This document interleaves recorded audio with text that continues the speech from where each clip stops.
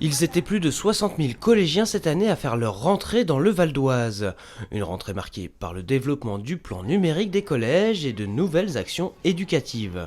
Au collège Voltaire de Sarcelles, où le président du conseil départemental s'est rendu pour ce premier jour de classe, les élèves bénéficient depuis de nombreuses années des dispositifs départementaux sur des thèmes variés comme l'égalité des chances, la découverte du monde de l'entreprise ou encore l'accès à la culture. Les établissements volontaires peuvent ainsi monter leurs propres projets pédagogiques subventionnés par le département. Cela a été le cas pour ces élèves de Sarcelles initiés au théâtre et à la danse.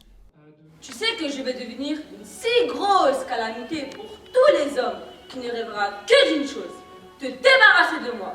L'idée, c'est de leur apporter justement cette confiance en eux, cette possibilité de s'exprimer mieux, d'écrire, de créer et du coup d'être vu aussi autrement par les professeurs.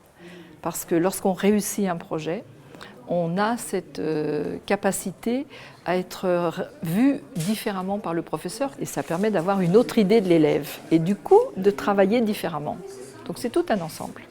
Au collège Charpac à Goussainville, cette rentrée a été l'occasion de présenter des initiatives impulsées par le département grâce au développement du numérique.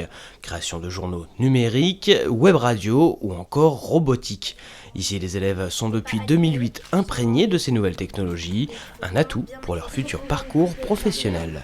C'est important parce qu'on est ici à Goussainville, à 2 pas des pistes de Roissy, un vivier d'emploi exceptionnel et ici malheureusement un taux de chômage qui bat des records. Alors la politique du département c'est le numérique mais c'est aussi d'essayer de créer des passerelles pour communiquer entre les entreprises de Roissy et le collège de Goussainville.